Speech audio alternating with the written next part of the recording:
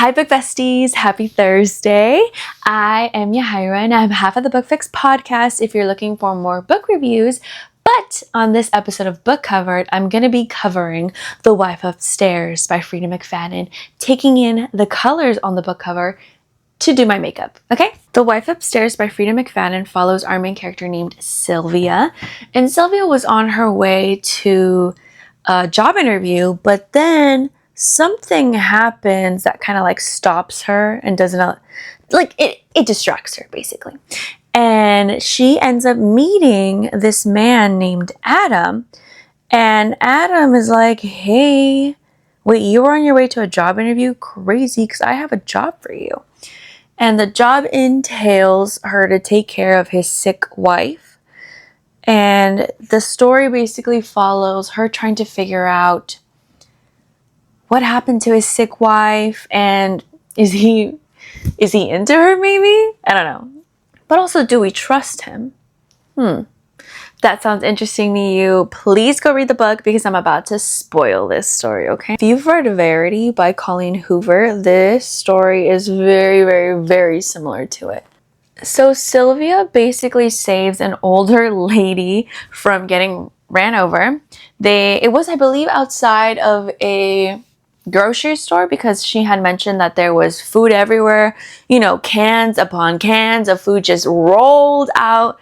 And this older woman got really upset with Sylvia, saying, you harassed me, you touched me aggressively, and I'm going to call the cops on you, basically. So Sylvia's very confused because she's like, I just saved your life. This car was zooming by and it would have hit you had I not pulled you away. I'm sorry if I didn't do it kindly, but I saved your life. And this older woman is just like really upset with her, saying that she hurt her. Then this really, really, really handsome man named Adam shows up and he's like, oh ma'am, are you okay? To the old lady. He helps her by grabbing her stuff. And she's just like, oh my gosh, thank you so much for helping me. She's one of those ladies. Ugh. She tells Sylvia, see, I have a witness. I have a witness that witnessed you grabbing me harshly.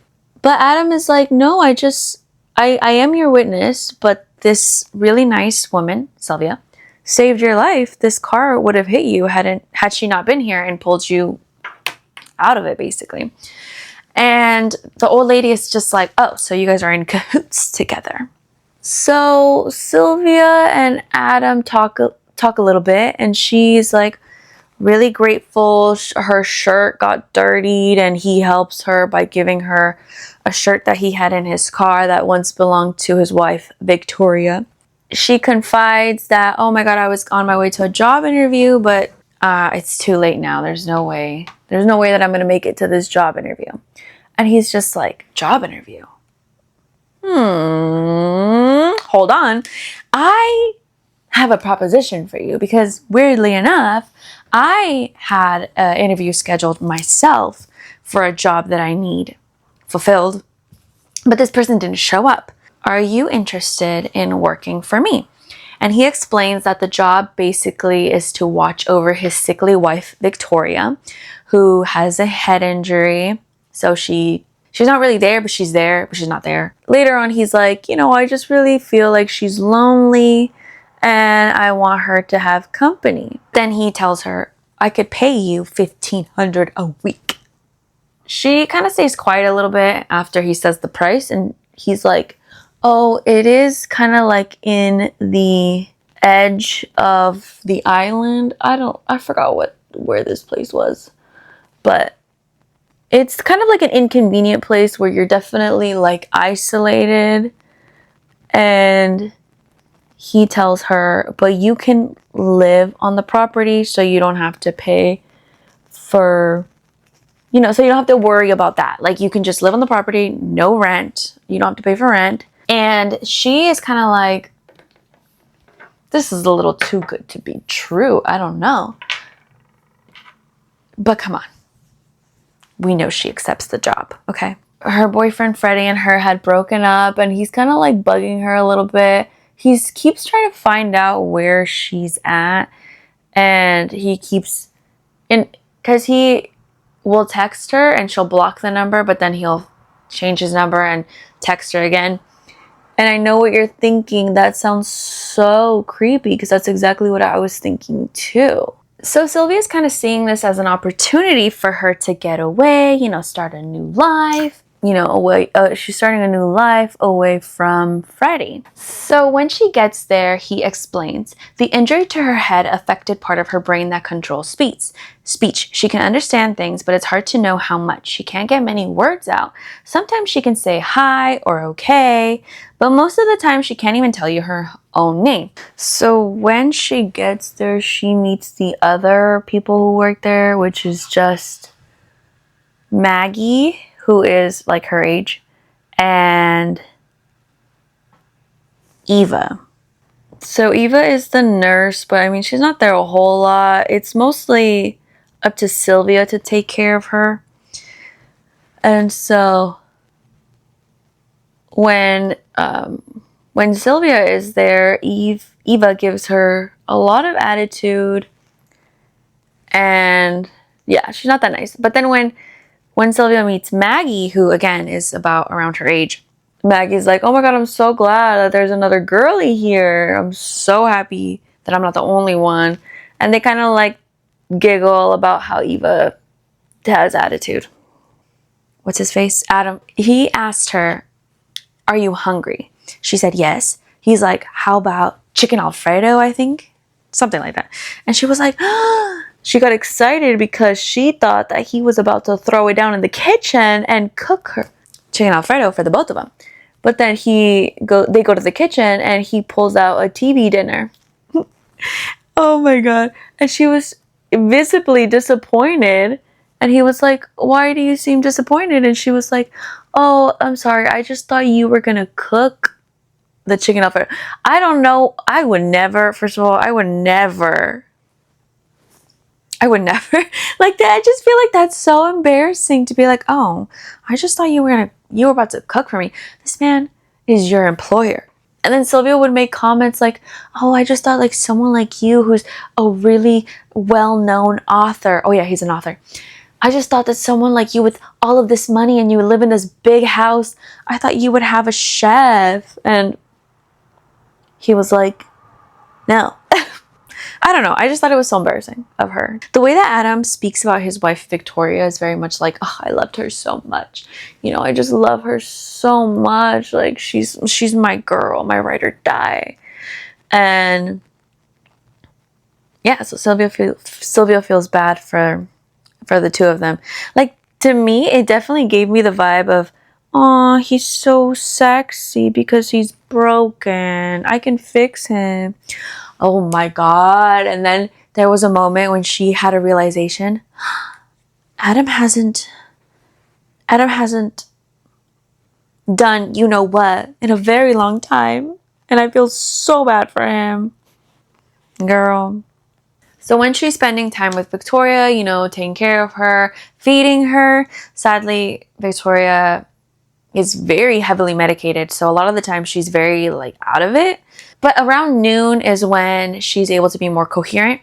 So Sylvia's trying to talk to her. She's just it's really sweet because she's just telling her about herself because Victoria can't speak much. So she'll be like, oh, Freddie, yeah, he was my first love. I really thought that he and I were going to make it. But they were really young and she almost had a baby and unfortunately lost the baby. And it was just I don't know, she was just having a moment with Victoria. And then at one point when she's with Victoria, Victoria manages to say door. I think it's door. And Sylvia's very confused. She's like, door? What about the door? You want me to close the door? Close. She's trying to figure out what she's trying to tell her by saying door. Eventually she realizes that she's trying to say drawer. So she opens up her drawer and finds a journal there. So in this journal, it talks about how she met and fell in love with Adam. And she was a nurse practitioner, an ER nurse, I don't know, some kind of nurse. And Adam showed up one day as a patient because he cut his hand and she had to stitch it up.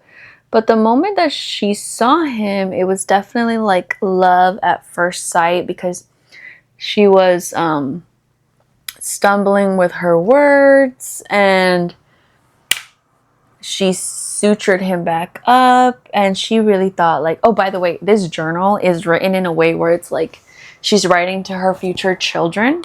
Victoria and Adam definitely seem to have kind of like this like fairy tale relationship. You know, it's like too good to be true. And this whole time, what's her face? And this whole time that Sylvia is reading it, I don't understand Sylvia, because if I were in her shoes, I would devour this thing in one night. But she definitely like prolongs reading the journal, because at first she feels kind of like jealous. Jealous because she's like, ugh, I wish I had a love like this. Like they were so perfect for each other. And it's so sad that it didn't work out because of her accident. But as the story is progressing, she notices this thing in the kitchen that's kind of like a dent. And Adam explains it immediately. He's like, oh yeah, while we were moving in, I accidentally hit the wall with the fridge and dented it, and I just have never really gotten around to fixing it like a typical man, you know, just waiting it out until someone else does it for him. Adam tells Sylvia, hey, when you cut her fingernails, make sure you cut them really short, because sometimes Victoria kind of has a reaction, like, or tries to fight him when he has to give her meds. And so she's just kind of like, oh yeah, sure. And at first she does. She'll give her like manicures and cut her nails. And then after a while, she gets to this part. Now, I don't remember when it was, but so Sylvia notices all of the medication that Victoria has to take. And so she's looking at the medication, and then she sees the name, looks it up later, and realizes that it's actually not the medication that Adam had told her it was. So Adam had explained to her that the medication that Victoria takes prevents her from having seizures. So all of the medication that Victoria has is not for seizures. The medication that she has is to keep her calm and controlled. As she's reading Victoria's journal, I believe the first entry that had a red flag was this one time Victoria went out with Adam, and somebody like accidentally pushed her or touched her, but on her shoulder. And Adam reacted very aggressively. He was like, you want to fight? But then this man apologizes and leaves, right? And then he turns to Victoria and tells her, this wouldn't have happened if you weren't wearing such a short skirt. And she's just like, So it's really sad, because she slowly starts to think that maybe it's something that she's doing, because slowly Victoria starts changing. Victoria, who was once a super independent woman, I mean, she made her own money. She was a nurse, and she worked in the ER. She had her own friends. She had a friend named Mac, who Mac and her seemed to have like this relationship, but she was head over heels over Adam. So she just saw Mac as a friend. But Adam started to show jealousy, and just his whole, he just slowly started to change. And as Sylvia is reading these entries, she's thinking, no, she must be exaggerating. There's no way that he would do that. I mean, he's so perfect. And everyone is even telling Victoria in her journals, they had been telling her, he's so perfect. She had this friend, Carol, who would call him Mr. Perfect. But then slowly, she just starts getting isolated from everyone. In a fit of jealousy, Adam believed that she was texting Mac, like sexy things. I don't know. He would just be super delusional. And so he started telling her, let me see your phone. Give me the password to your phone. He took her phone, tries to get in, can't get in. And she's just like, no, you can't get into my phone. She wasn't hiding anything, but she just felt very defensive. Like, why does he want to get into my phone? He's acting erratic. He's acting crazy.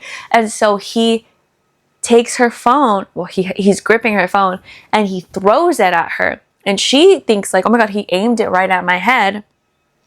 But it ended up hitting the wall behind her. And it just shattered the phone. He leaves angry. And she's just thinking like, no, this is it. It's over. It's over. But then she takes him back because he comes back sad and just very apologetic for the way that he acted. And so she accepts his apology.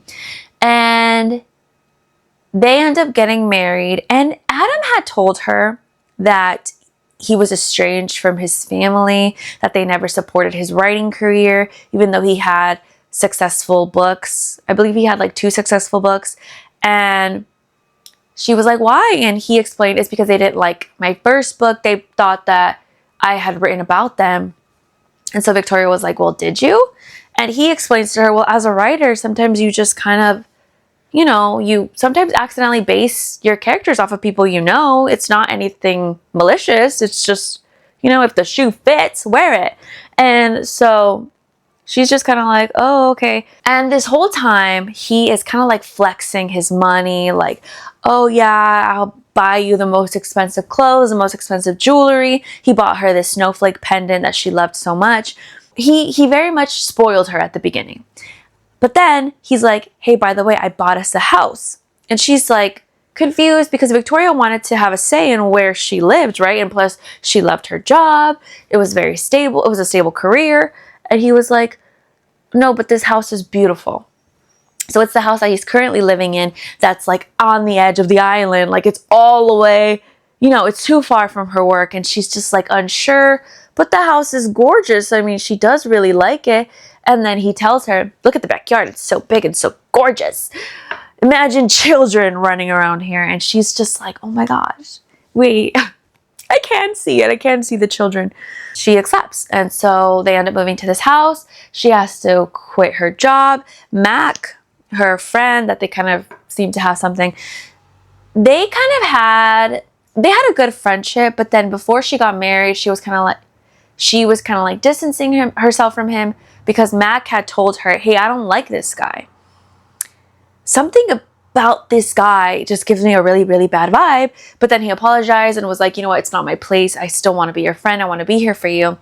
And I'm sorry to tell you this now, but I'm in love with you. And she's just like, no, I'm in love with Adam. So I think that was before the wedding, but then they got married. And now it's her last day at her job. Mac was not scheduled to work, but then he ends up showing up and he basically hugs her and she hugs him. And she's just like thinking like, what if I would have picked him instead? Like he was such a good friend to me. And remember, like there's a lot of things that Adam is doing at this point. Oh my God, I forgot to even say, the night of their wedding, or was it their honeymoon? I think it was the night of their wedding. Oh yes, because it was Vegas. He disappeared on that night. And she was thinking like, oh my God, he's going to do a grand gesture. He's doing something for me. And that's why he's not here at the hotel room. But he was gone. He was gone all night. Freaking Adam. I would be pissed. So he had actually been flirting with a waitress, which she did get mad about. Anytime she brought up his disrespectfulness, he would bring up, well, you were over here sleeping with Mac behind my back. So you know what? You have no room to say. She could never say anything to him because he would immediately turn it around on her. He doesn't show up the night of their wedding, and it's just like this whole thing. She's heartbroken, crying, thinking, did I make a mistake? Adam is smart, you know, like he slowly started to control her because the way that he did it was, now that they're married, he's like, let's just have joint bank accounts, you know. So now they just have one bank account and now she's not making any money. And so because they're trying to have children, they're trying to start a family, but they're very unsuccessful. And one day she realizes, oh my God, I'm not even doing anything. I'm just couch rotting basically. And I'm just eating chips all day, and she's gaining weight. And she's just like, you know what? I am going to go to the gym. You know, I want to feel good about myself. I want to go to the gym. I want to join Pilates. I want to do this. I want to do yoga. I want to, you know, there's so many things that she wants to do. But then when she's trying to sign up for these classes, her card gets declined. No, just kidding. She can't find her card. And so she's scared. She's just like, oh my gosh, I misplaced my card. And at this point, her relationship with Adam is definitely starting to feel like she's walking on eggshells. She knows that he has a temper. So she's scared to tell him that she lost her credit card. That night, which by the way, he also hired this woman named Irina. And Irina is kind of like the gardener, but she also like cooks and cleans.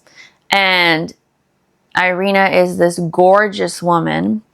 And she notices that her husband is like flirting with Irina.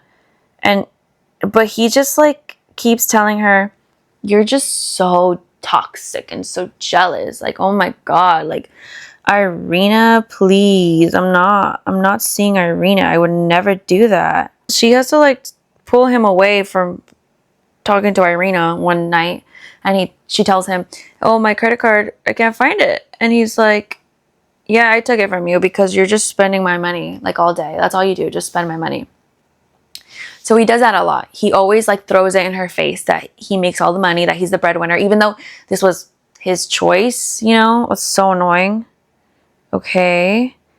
And she's just like, I was making my own money. Yeah. Hello? So he tells her, you know what, I'll give you an allowance. I'll give you $200 a week. And she's like, you give Irina more money a week. And he's like, yeah, but she actually cooks and cleans and, you know, does work. What do you do all day? Just spend money. That's all you do. So there's this one moment when his literary agent shows up, and he is bringing the first copy of this book that he was working on. So this agent has known him for a very long time. And I don't know why, but then she just asks him randomly about Adam's family. And he's just like, Adam's parents are dead. They've been dead for a very long time. How do you not know this? They got into this car accident a long time ago. And she's just like, what? Because there were times when Adam would be on the phone and he would say that he was on the phone with his mom, even though, hold on, he said he was estranged from them, whatever. He was on the phone with his mom. So now it's like, oh, so then, wait, what? And she knows that Adam also has a brother, but the agent tells her, oh no, his brother passed away. He took his own life shortly after the parents died in the car accident. She doesn't really get to confront Adam about it right then and there, because then Adam shows up and they start talking, and then she leaves. And then Adam comes and he's just like, he knows that she knows now. And she tells him, why don't you just tell me? And he's acting very calm. It's very scary, honestly, at this moment, because he's like, you're right, I should have just told you. You know, it's kind of a hard thing to say because my parents and I, we did not have a really good relationship. So that's why he didn't want to tell her.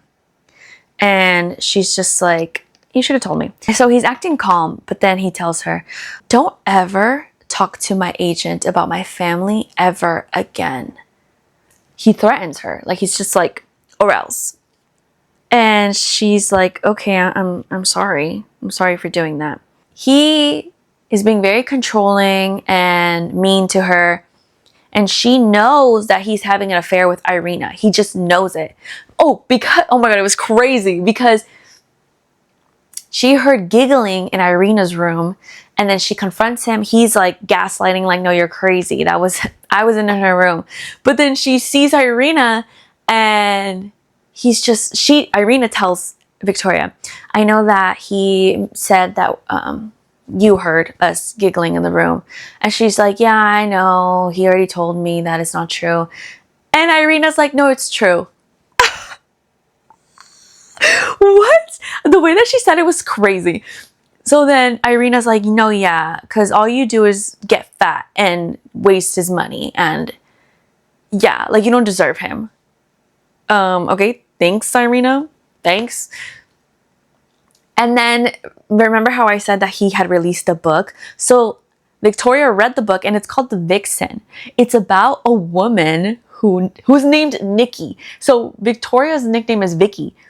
The protagonist's name is Nikki, and all she does is waste her husband's money all day, use him for his money, and cheats on him with all of these different men. And so the story is basically the husband getting revenge on the wife, but she's seen as the villain of the story. I don't know. It's so stupid. It's so stupid because no way would I ever read that book and think like, yeah, you know what? She deserves it. Yeah, Adam was delusional. So then Victoria gets a message from Mac, and he's like, hey, I'm gonna be traveling nearby somehow, even though he's no way you are. He's like, hey, I'm gonna be nearby. Do you want me to stop by and, you know, we can reconnect or whatever? And she's just like, yes, because she needs a saving grace. Like, she needs to get out of this house, out of this marriage.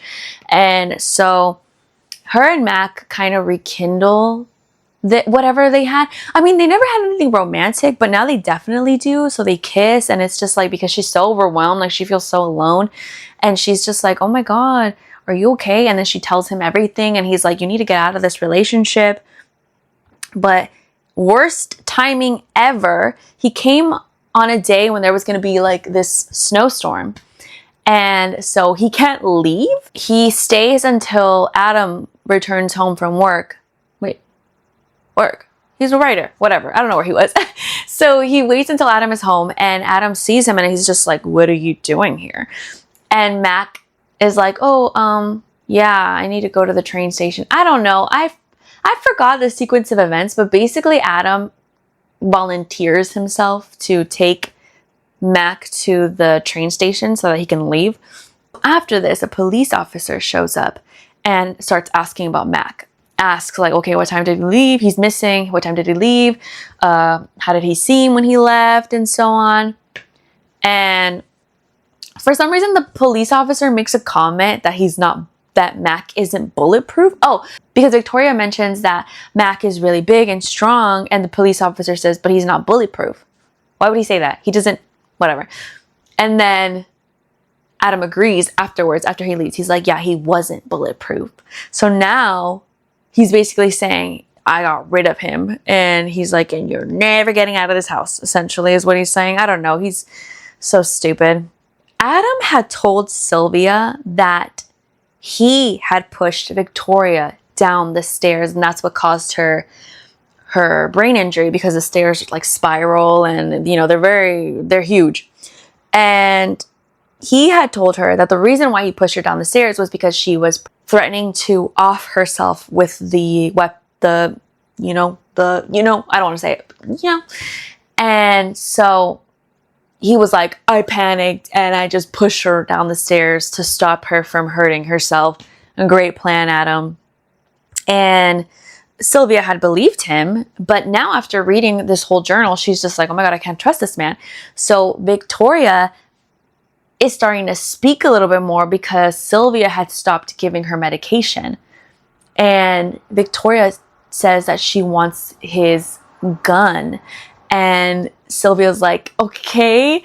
At first, she's kind of like, no, I don't want to do it. But then she does it. She gives Victoria the gun, but she puts it in Victoria's trunk. At this point, Sylvia and Adam had actually started a relationship. Like, they full on were together at this point, and like sleeping together. And then she started to feel guilty. She started to feel like, oh my gosh, I feel bad that I'm doing this to Victoria, because she's, she just feels bad. But then Adam is telling Sylvia that he's in love with her, and that honestly his relationship with Victoria was already strained before the accident and whatever. So they were together, but then at the end of it, they kind of like stop being together because she feels guilty for what she's doing behind Victoria's back. And he's just like, okay. So now Sylvia is convinced that Adam is crazy. But then Maggie, who is the other worker, I forgot what she does. I think she like cleans or something.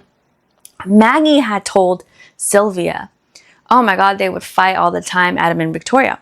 And Sylvia was like, yeah, I figured Adam has like a temper problem. But then Maggie tells her, no, it was Victoria. Victoria was the crazy one. And so now Sylvia's like, what? So she thinks that whatever Victoria had written in the journal was all a lie now. And when Adam sees her, she doesn't even get to speak, because he tells her, I know this sounds crazy, but there was a gun in my closet. Do you happen to know anything about it? I just, I want to make sure that we can locate the gun. So I think it was at this part. Yes, it was at this part when he reveals the whole like, oh my God, Victoria lost her mind. And, I had to push her down the stairs to stop her from hurting herself. But then at this point, when he opens his room door, Victoria is sitting on her wheelchair with the gun in her hand. And so she starts telling him about, that you cheated on me with Irina and now her, looking at Sylvia. And Sylvia's like, oh my God, she's going to end my life. And maybe I deserve it. I don't know. And Adam is just like, no, like, baby, I would never. I love you. I love you. And she shoots, but because her hand is trembling, she misses. And Sylvia, remember, she's heroic, because remember how in the beginning she saved the old lady and it bit her in the ass? So she lunges at Victoria and they end up falling down the stairs somehow. But Victoria did not make it this time, at this fall. And so Adam is like, oh my God, you saved my life, but also Victoria. Oh, dang. So the police come and they're tending to her because they think she has a concussion. And the person who's helping her, this paramedic named Drew, is kind of like seeing her, and he's like, I think you need a CAT scan. She asks, oh, did you know Victoria? And he's like, yeah, I knew her because of my friend Mac. Oh my God. Okay, so I forgot to say, Sylvia was trying to investigate. She was trying to find Mac. Like, she was trying to get in communication with him before she got to the part where Adam had said that he ended Mac's life. And so this paramedic reveals, oh, because Mac's real name is Glenn. She has a realization that when Victoria was still mumbling, she kept saying Glenn and shed. So she was like, oh my God, what if Mac is in the shed? So the police and the paramedic leave, and she makes her way to the shed, and she can smell that something is off in the shed. And she's in there, and she realizes, oh my God, he's under, like, there's something under. And Adam shows up holding the gun at her, ready to strike. And she's just like, oh my God, I promise I won't tell anyone. Wait, what happened to Irina? And he says that Irina was actually blackmailing him because she knew about what Adam had done. And so he's about to pull the trigger when Freddie, remember Freddie? Freddie being the ex-boyfriend, being Sylvia's ex-boyfriend who kept begging for her to take him back. He had shown up and he hit Adam with a shovel. And he basically said, like, I wasn't there for you before, but luckily I was here for you when you needed me. And I would continue to be here for you forever, babe, I promise. So there had actually been a moment where Freddie had found her and he had shown up at this house. And Adam was like, get out. She doesn't want to see you.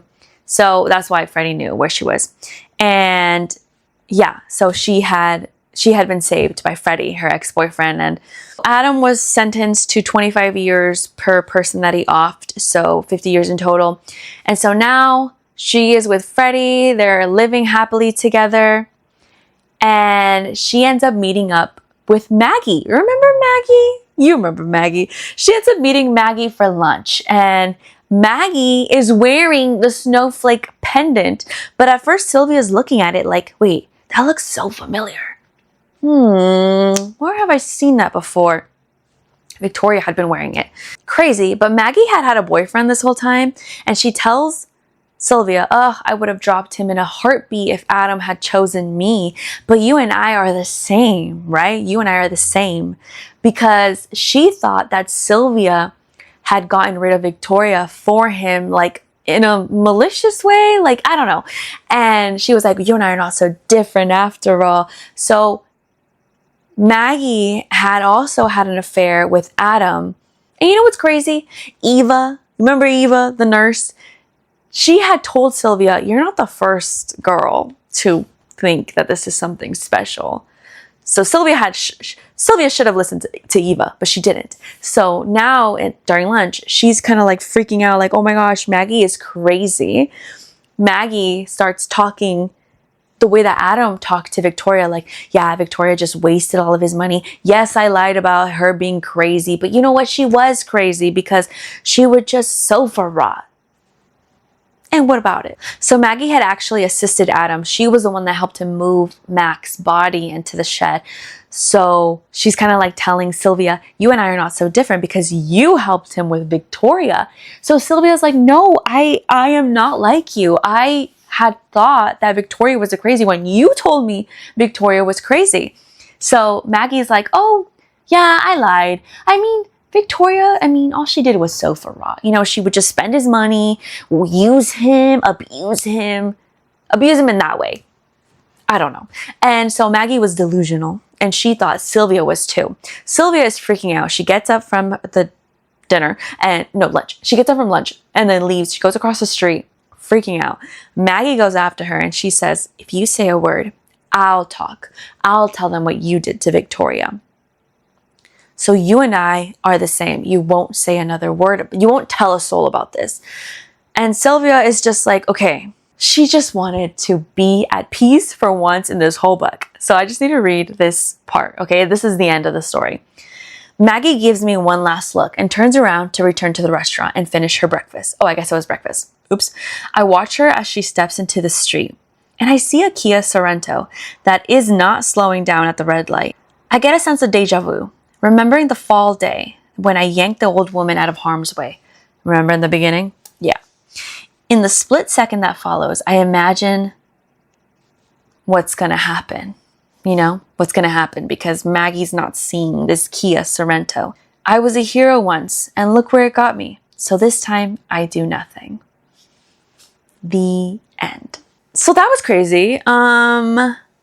That concludes The Wife Upstairs by Frida McFadden. If you've read this book before, let me know what you thought. Let me know if you saw the twists and turns coming. I think out of all of Frida McFadden's books, this one I definitely expected it to go the way that it did. But I am upset that Victoria did not get her happy ending with Mac. I thought they were so cute together and I really, really wanted them to make it. But unfortunately, I hope you guys enjoyed this video.